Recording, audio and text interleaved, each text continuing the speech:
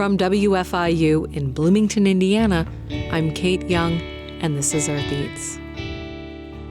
This week on the show, we listen back to a favorite episode featuring the story of a young farming family with a flock of sheep on a quest for farmland of their own.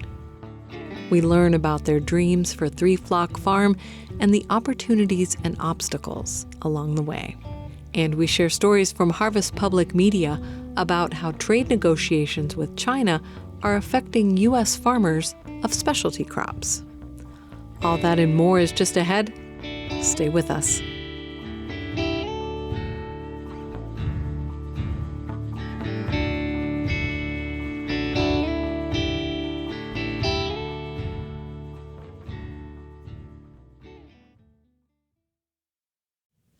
Thanks for listening to Earth Eats. I'm Kate Young.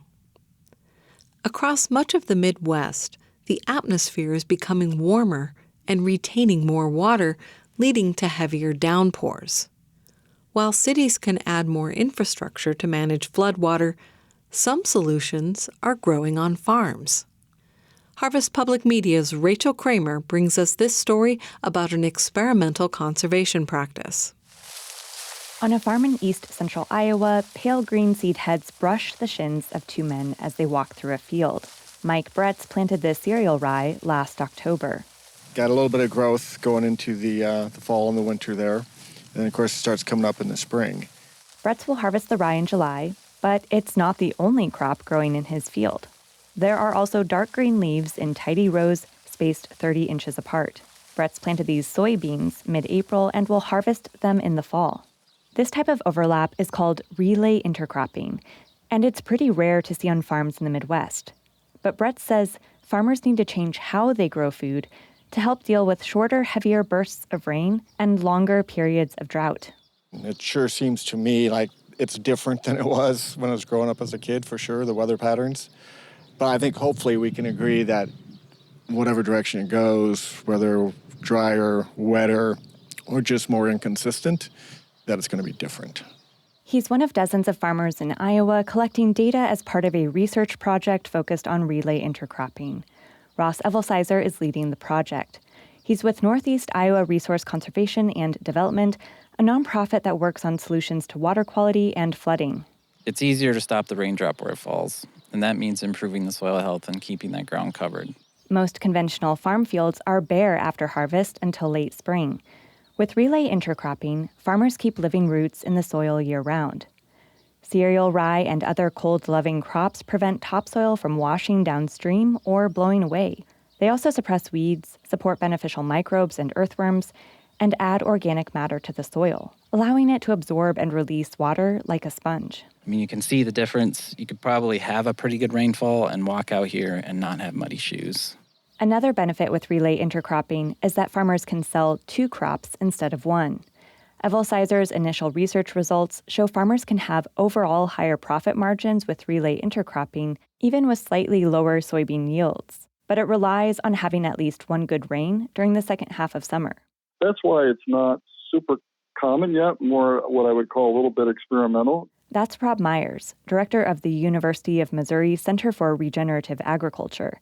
He says another challenge with relay intercropping is crop insurance. You can still get crop insurance in that system, but you have to be able to show that there is some data available that practice, that relay intercropping can be done in a way that won't hurt the soybean yield too much. And of course, farmers need markets to sell their harvested cereal rye, either as cover crop seed, livestock feed, or for milling into flour. Despite the challenges, Myers says it could work for some farmers and help with flood control. Melissa Roberts directs the American Flood Coalition, which works on policies to help communities adapt to rising sea levels and more intense rainfall. Half the land in this country is agriculture and farmland, and we cannot have solutions to flooding and disasters if we don't think about making that part of the solution and think about empowering farmers. The American Flood Coalition supported a study that quantified what the downstream impacts would be if relay intercropping was scaled up across a watershed. Researchers found 500 buildings and homes could have been saved from a devastating 2016 flood in Cedar Rapids, Iowa's second largest city. With more data, the researchers are hopeful they can identify best practices with relay intercropping to help farmers and communities adapt to weather whiplash. I'm Rachel Kramer, Harvest Public Media.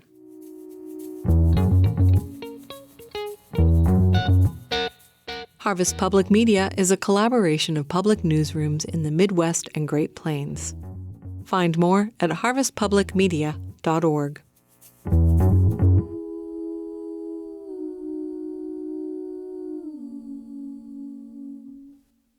Okay, so about 6 a.m., Brett gets up and he opens the back of the van and he said, I'm going to see how many sheep I can fit in the back of my van.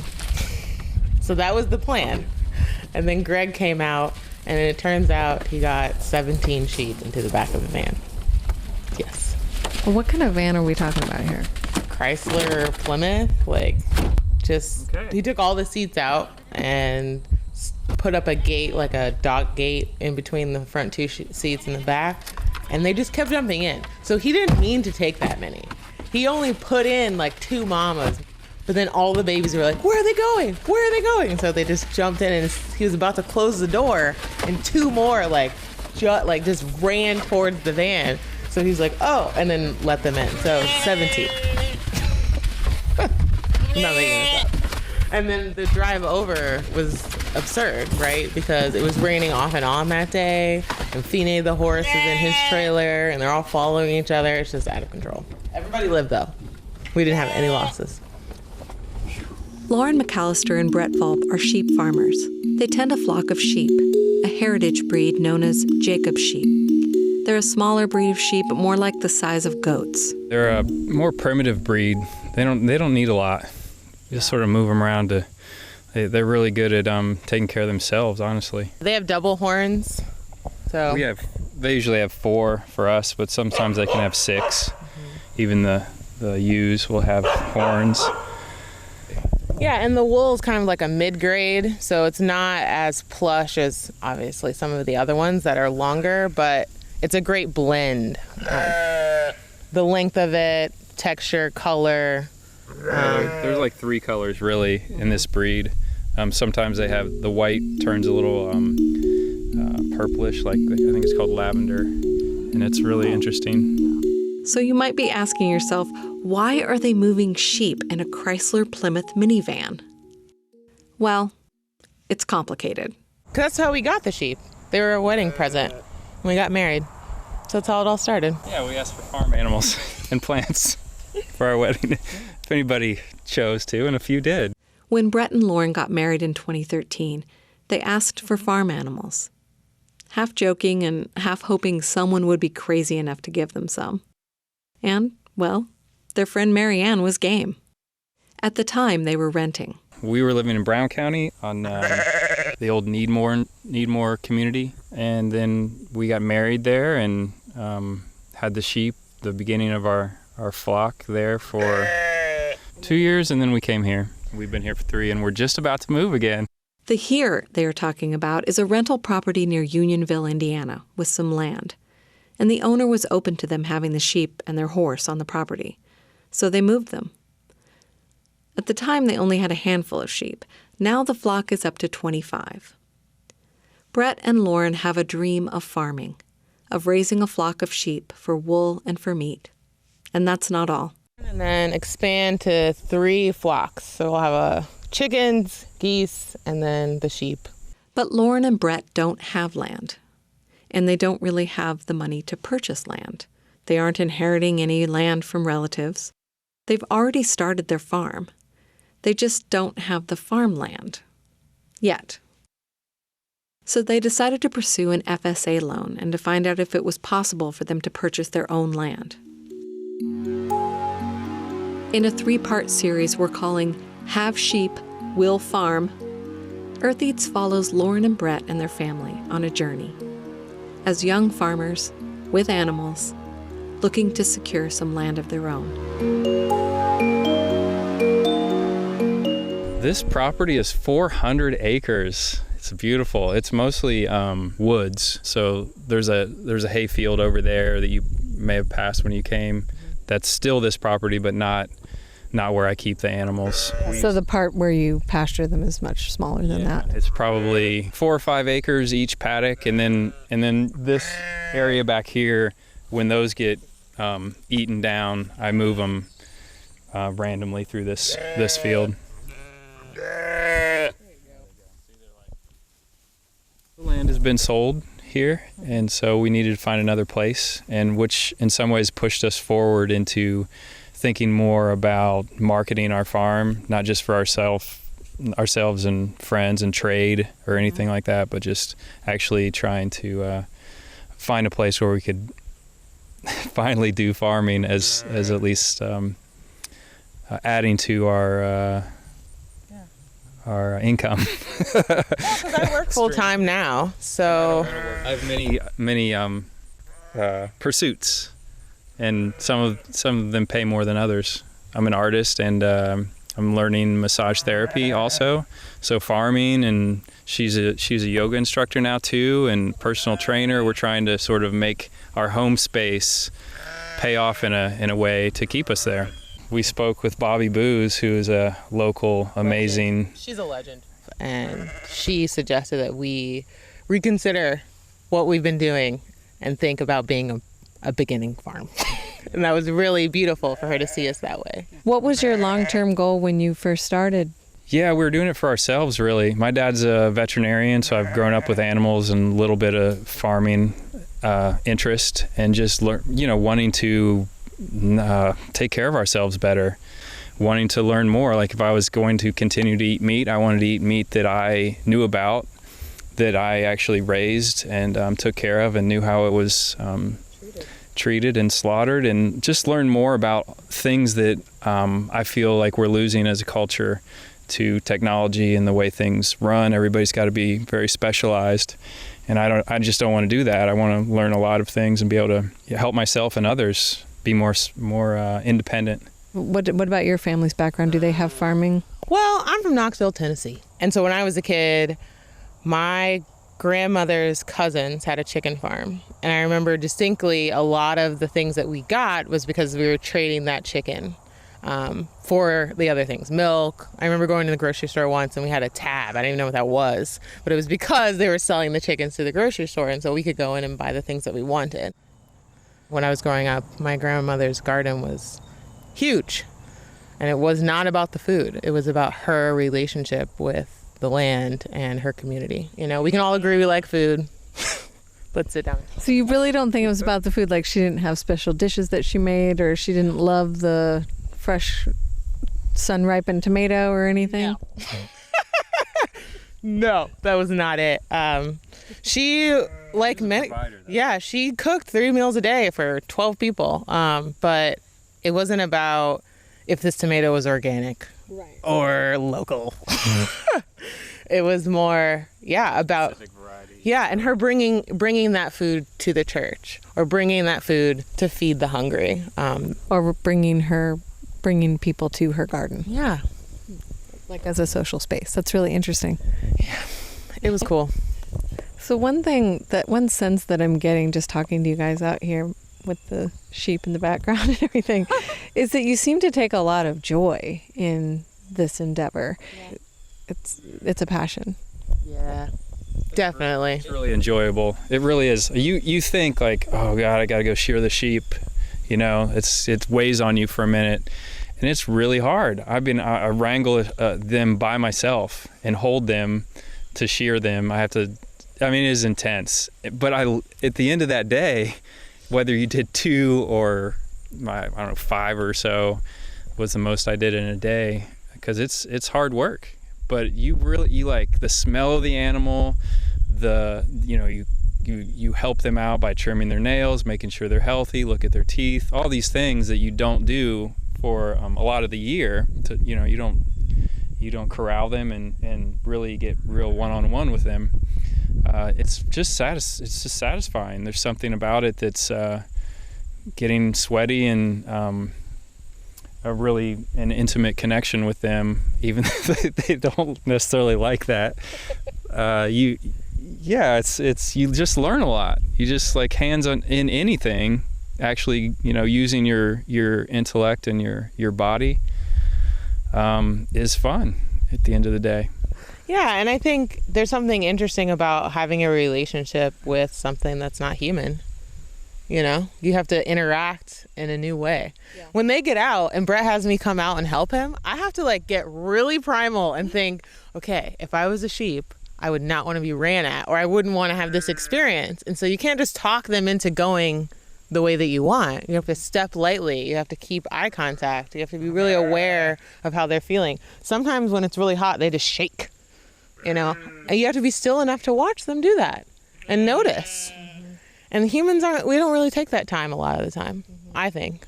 Yeah, they're really interesting creatures. Just sitting here listening to them tear grass and chew it's like a meditation. It's just really nice. It's just something going on that you wouldn't realize unless you spent, at least 5 to 20 minutes out here being quiet, paying attention. And that they do have different personalities, and watching how a flock interacts with their young ones and the way their pecking order is and all that is really it's just interesting. That's all. I mean, I'm hardcore about local stuff. I think 75 miles is far enough. I think you should be able to get everything you need to eat close by from people that you know. Yeah. Yeah, lots of people used to have small farms, not these giant monocrop farms that took over 10 family farms, We aren't looking to have 300 head. That's not the goal. It's really a sustainable... And that would be hard on the land, too. One of the things we don't want to do, we want to diversify the possibilities on a small piece of land. The place we're trying to move to, if it all works out, is 25 acres, and it used to be a cattle farm. A small one, though. So there's a sort of a diversity of pasture and wooded pasture even.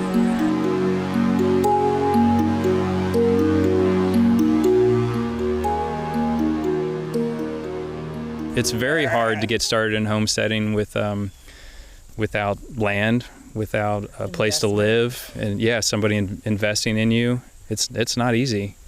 So that's the best part about this new opportunity, because we'd be able to do all the things we've been talking about and really settle down, putting in the orchard, putting in a pond, all the things that would create this ecosystem that we can't do when we rent, ultimately.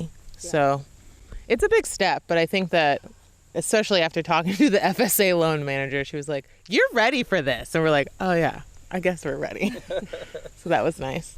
Okay, so I don't know much about FSA loans. Can you either of you walk me through that a little bit? Tell me what it is. It's a lot like FHA loans, where they're reaching out to help people get home ownership, but this is just more focused on agriculture. So we're submitting a business plan and talking about profit and how we're going to sustain not just paying their loan, but also how we're going to contribute to the community. I think it's a great opportunity for beginning farmers, and that's kind of who they're targeting, but also minorities and women.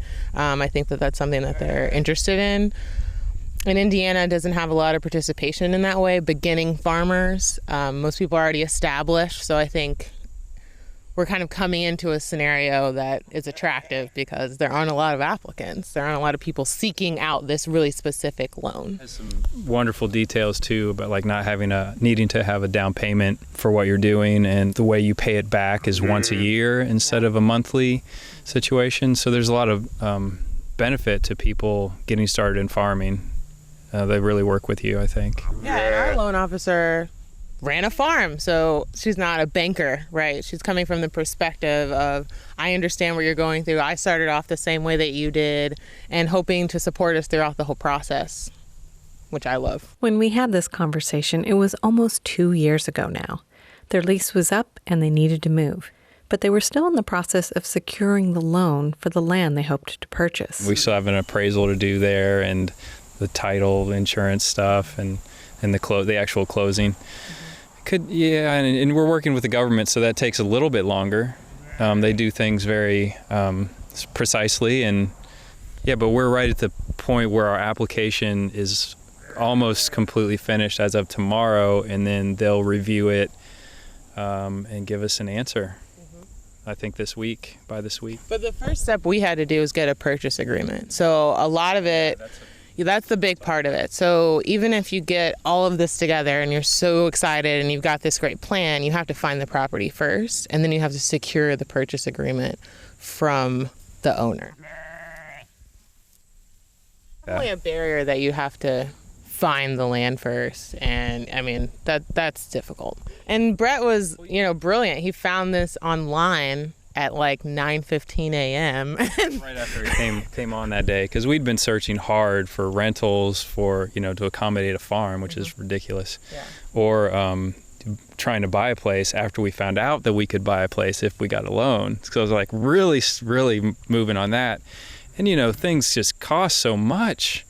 A decent house to live in, which we certainly need, and then land 5 acres was our budget. And then we found this place that needed work, although it's got good bones, really, and 25 acres. We'd like to eventually try to grow hemp if our state allows that, and they're close to that. So having 25 or more acres, around you is really important to be able to do something like that for yourself and the community. Really the perfect place for us, for this fantasy or dream that we're creating. It was the right everything. As long as all the little pieces fit, it's, the loan and the moving, and we're crossing our fingers. We are so hopeful and so close that we can taste it. Okay, so what about that part where they move all those sheep in a minivan? We'll get to that eventually.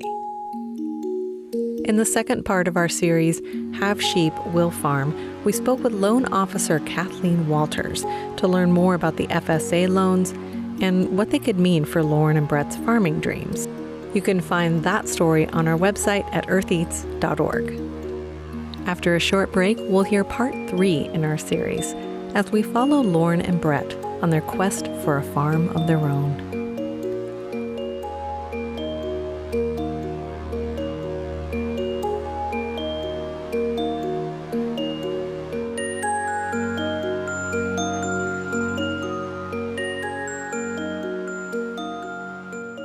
Earth Eats is a show about food and farming.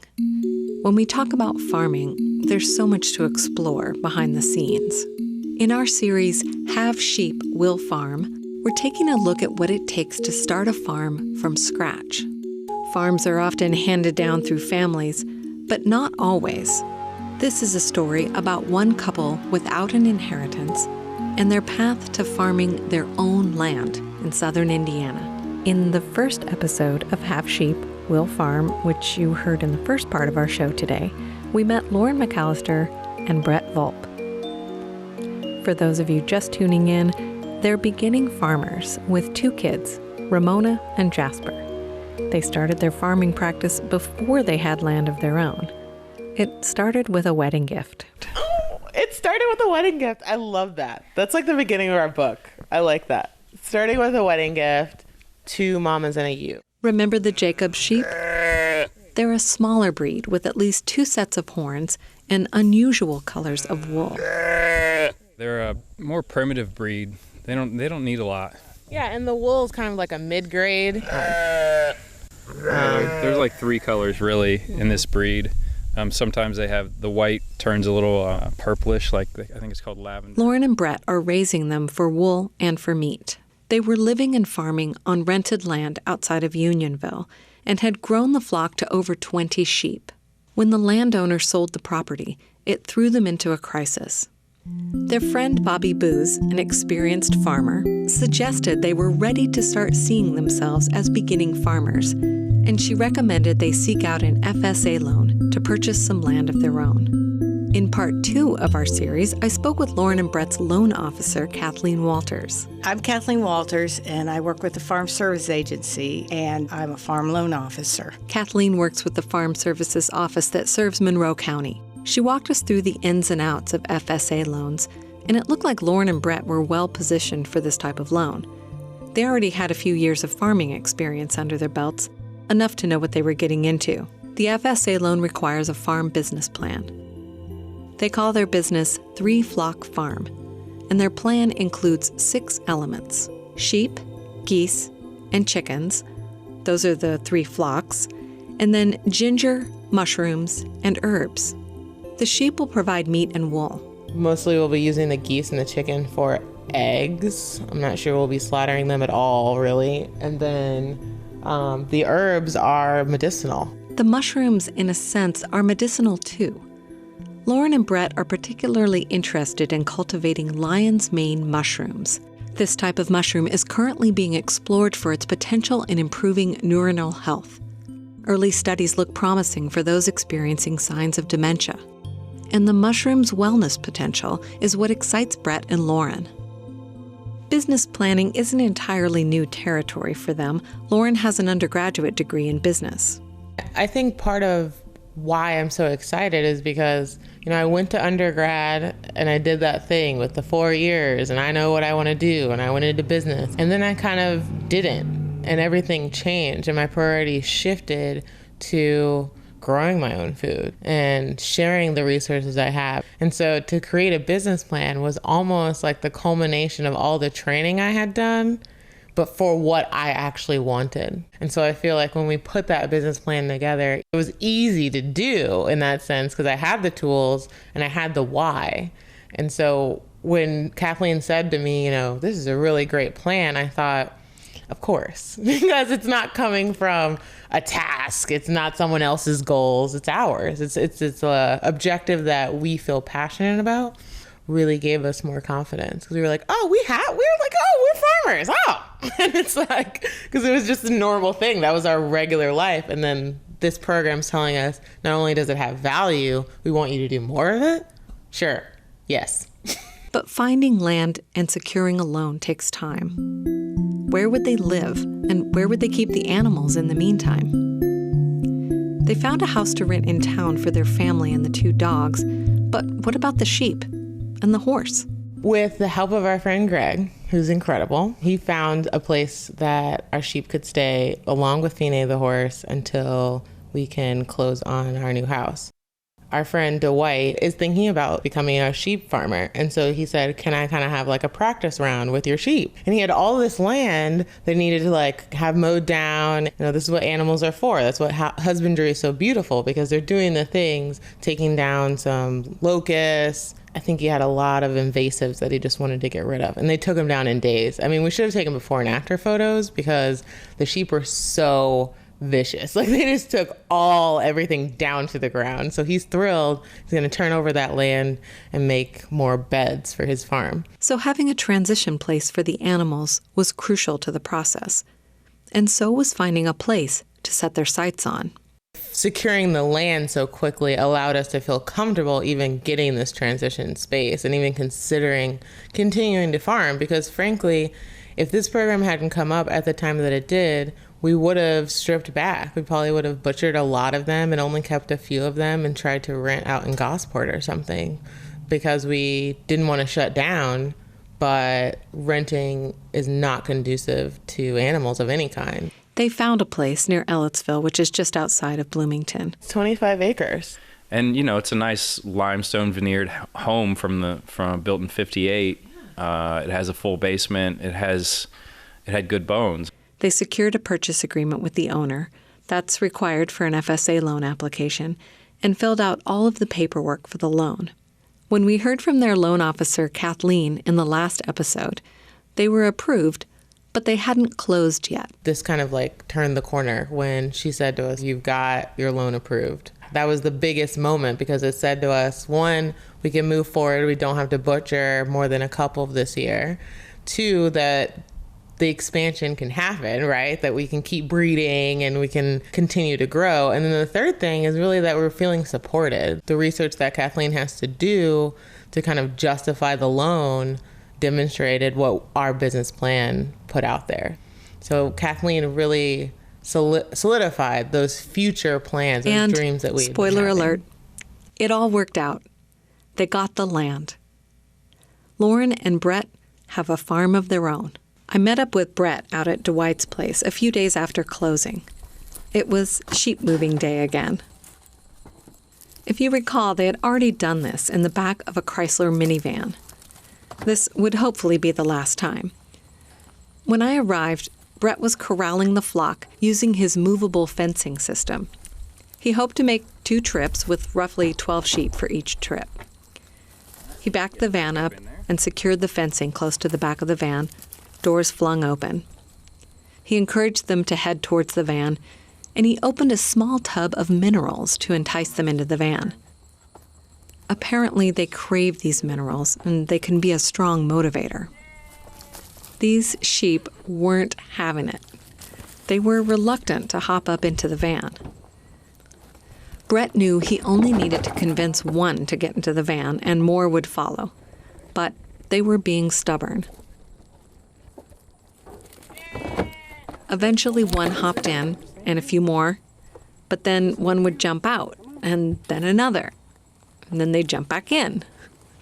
It was comical, if not slightly frustrating.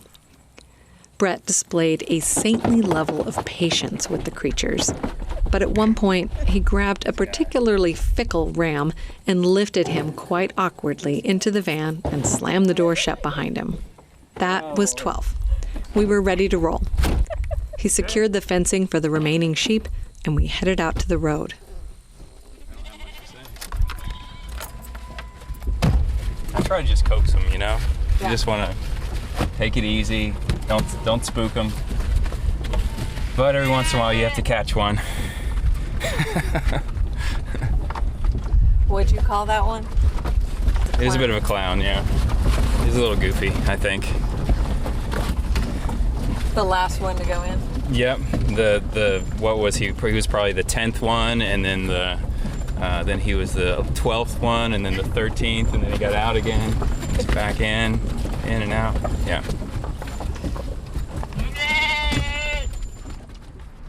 Once we got going, it was remarkably quiet considering there were 12 sheep and 2 humans in a Chrysler minivan.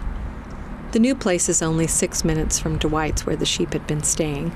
The trip was uneventful and brief, especially compared to the day when Brett brought his horse to the new place.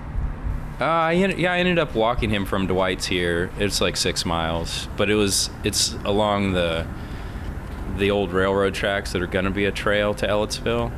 So he lived right off of that, and I was like, oh, that'd be fun to just walk my horse.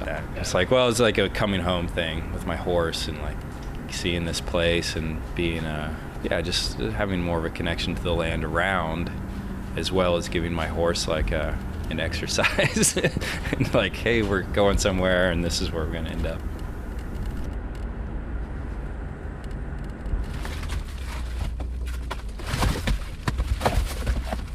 Once we arrive,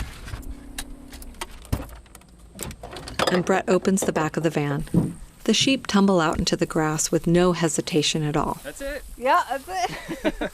Getting them out was rather uneventful. They just kind of left out, and that was that. Big deal. He's starting them in a patch of land close to the house. It doesn't take them long to start grazing. Must feel good to be... That feels really great. Yeah, that was a lot of stress, but yeah, it worked really well. Now we can put all our energy into making this a home, which will take a while. The house needs some work before move-in, but it won't be long now. After a short break, we'll join Lauren and Brett once they've moved into their new place to hear more about dreams come true.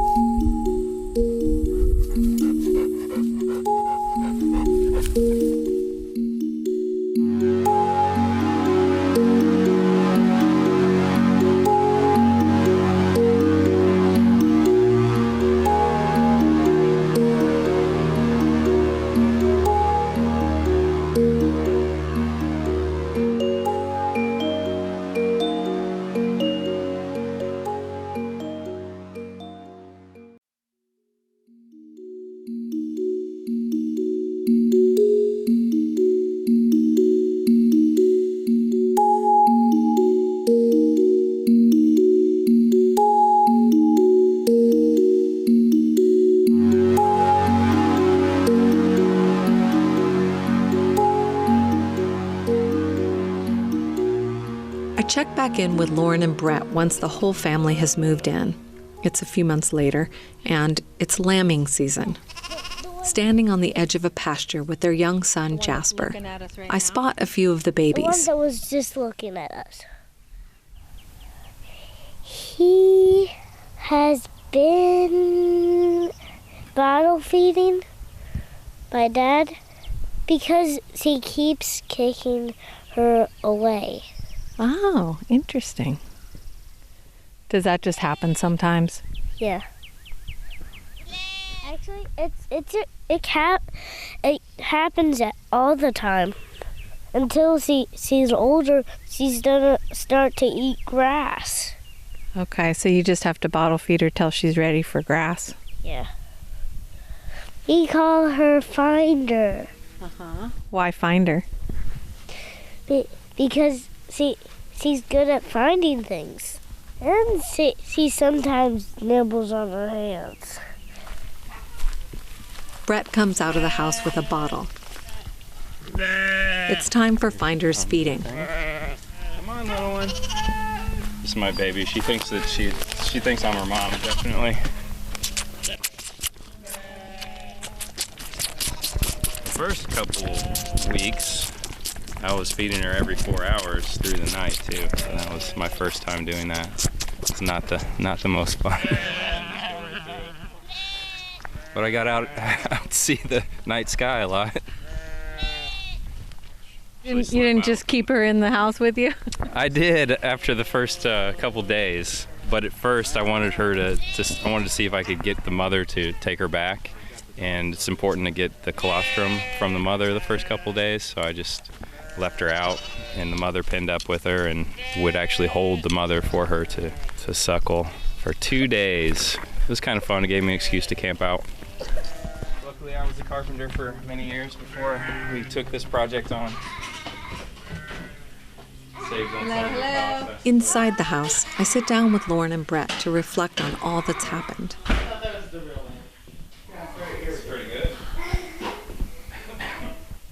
I would love to hear from you how you're feeling now. This has been difficult, the whole process. Very thankful for it, thankful for the opportunity of the FSA loan and all of that, but it's I don't know, because I was in school and just finally took my state qualifying exam, but the amount of work we had to do on the house and pay for 2 places while we rented and lived here. The opportunity was great, but it was really hard, and still is, to keep our head above water financially, especially. It's just I guess it's like this everywhere. It was really hard, and I think hopefully we can come out of this and have a little more breathing room. I don't know if I can foresee that, honestly. I don't know how long it'll take to feel solvent or whatever, but it's yeah. I mean, I think everybody goes through this anyway, renting or buying a house. But we're glad for the opportunity to have more than just a house and to continue farming and all that, and do more farming than we ever have as well. So. I think it's growing pains, honestly.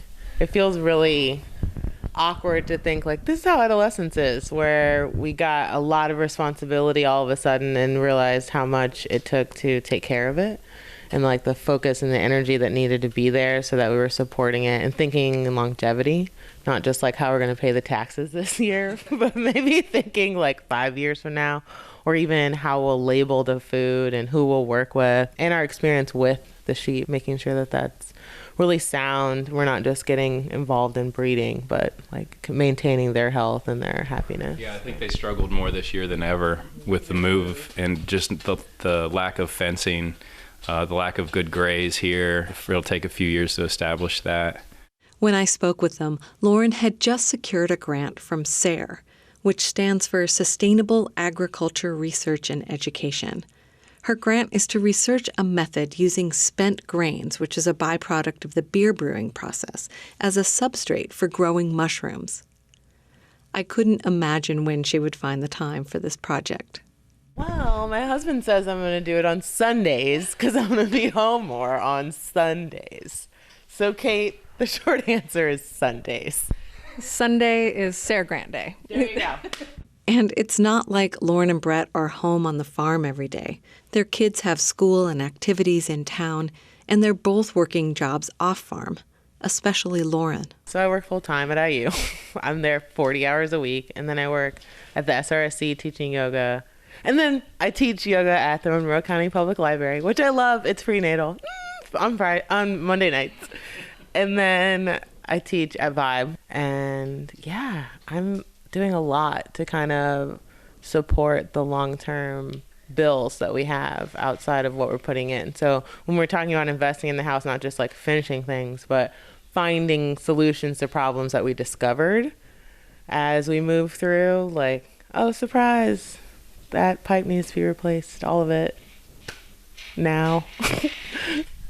Yeah, I mean, you've been talking about the investment of money, and I get how real and immediate that is. But to me, the time, when I think about working full time, raising a kid, going to school, having other stuff, any one of these projects that I could see in this room feels overwhelming. So yeah, definitely. There's come true part of it. Like, that's what's blowing my mind, because it's like, you asked for a house, did you? With a big farm, did you? Oh, there you go. And it's like, well, crap, I did ask specifically for this, and here I have it, and now I have to put even more energy and focus than when I was dreaming of it to like make it real and like translate all of that time into like finished walls, but more importantly, a home. And I think that there was a lot of imposter syndrome at the beginning, because we're thinking like, we aren't really farmers. Who got this loan? What are you talking about? Like, who are these people? Like, are we these people?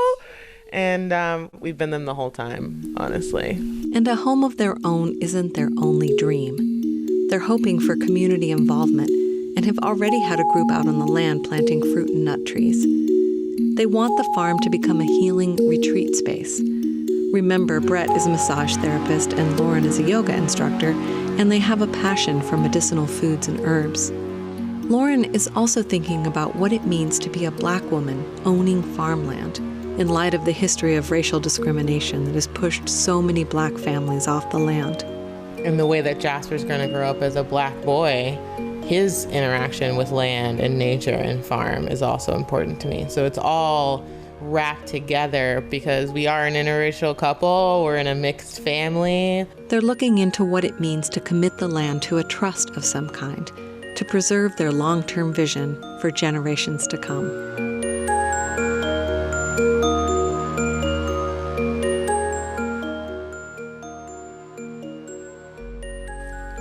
Since this series first aired, Three Flock Farm has joined the People's Cooperative Market in Bloomington, and Lauren has partnered with the Plant Truck Project, a Black, Indigenous, and people of color-led food initiative in Bloomington and Ellettsville. They're cultivating produce, herbs, and flowers on Three Flock Farm's land with a mission rooted in food justice and access for people who have historically been denied land and food sovereignty. Check the website for a photo of Lauren, Brett, and Jasper, and of Finder, the baby lamb. Find that at eartheats.org. This story about Three Flock Farm originally aired in 2019 and 2020. It's a favorite feature rebroadcast in celebration of WFIU's 25th anniversary.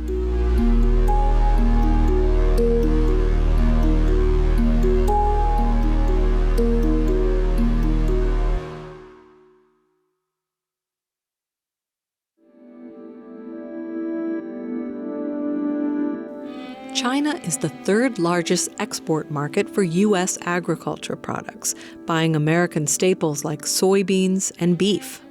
But the country is also a destination for many specialty products that have fewer options for sales at home and abroad. Negotiations between the U.S. and China over a new trade agreement have meant months of uncertainty. And as Harvest Public Media's Hope Kerwin reports, that's left some specialty producers worrying about the future. The ginseng roots in Will Sue's hands sound almost musical as they clink against each other, falling back into a large cardboard box that's waiting for shipment. So this is what ginseng would look like, kind of coming in a dried form off the farm. Sue operates one of the largest ginseng farms in Wisconsin, where almost all of the crop is grown in the U.S. The slightly bitter, herbal-tasting root is a staple of Chinese medicine, and about half of Sue's crop is exported to Asian processors, most of whom are in China and Hong Kong. But those sales have been on hold since President Donald Trump came into office and started a back-and-forth exchange of escalating tariffs with China. We still are holding about 80% plus of our 2024 crop because of tariffs. That's thousands of cardboard boxes sitting in Sue's warehouse. Some of his buyers are waiting to finish sales in the hope that China will lower a 32% tariff on U.S. ginseng that goes back to the first Trump administration.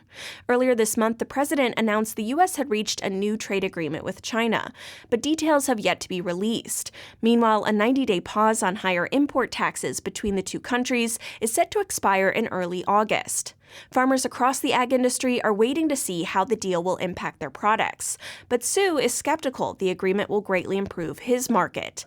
He's worried that demand will continue to erode for Wisconsin ginseng, a premium product akin to buying wine from Napa Valley. And it's very hard then to convince them to go back to something that is more expensive once they've swapped to a cheaper substitute. China is also an important market for products that have little domestic demand. That includes pork offal, or what are sometimes called variety meats, the internal organs of a hog like the heart and liver.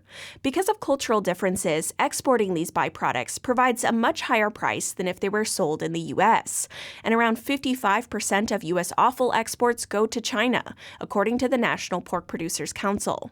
Ag economist David Anderson from Texas A&M University says prices for offal fell abruptly in response to the tariff exchange in April, but that price has rebounded since the start of the 90-day tariff pause last month. I think it highlights that there is international demand and that the tariffs do matter. But some industries are worried about a more lasting impact from the continued trade tensions with China.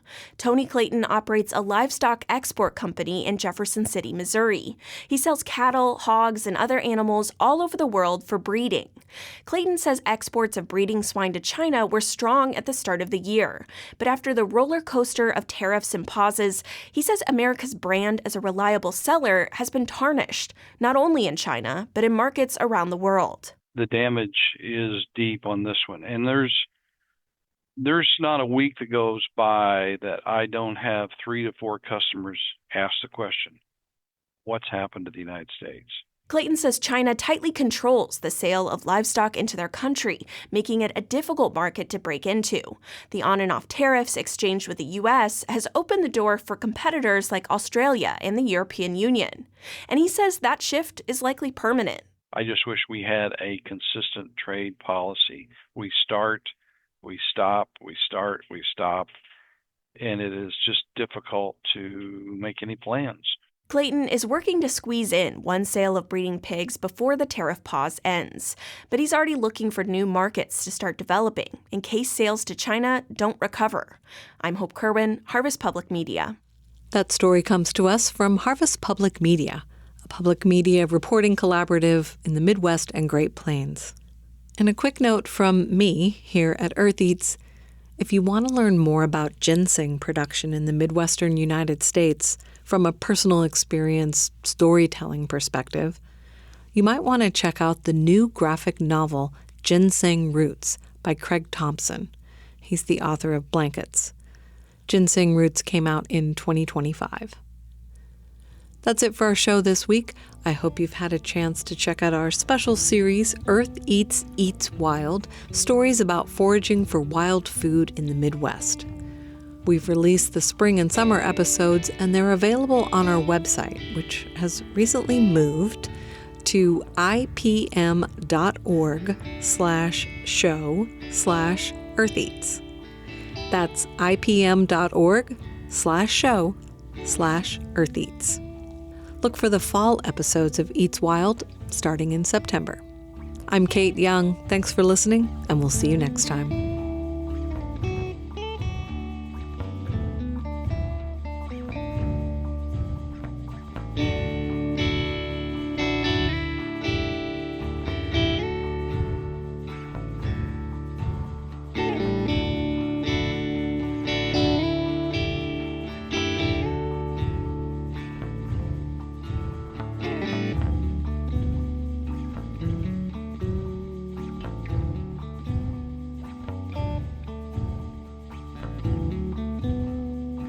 The Earth Eats team includes Eobon Binder, Alexis Carvajal, Alex Chambers, Toby Foster, Leo Pies, Daniela Richardson, Samantha Shimenauer, Peyton Whaley, and we partner with Harvest Public Media.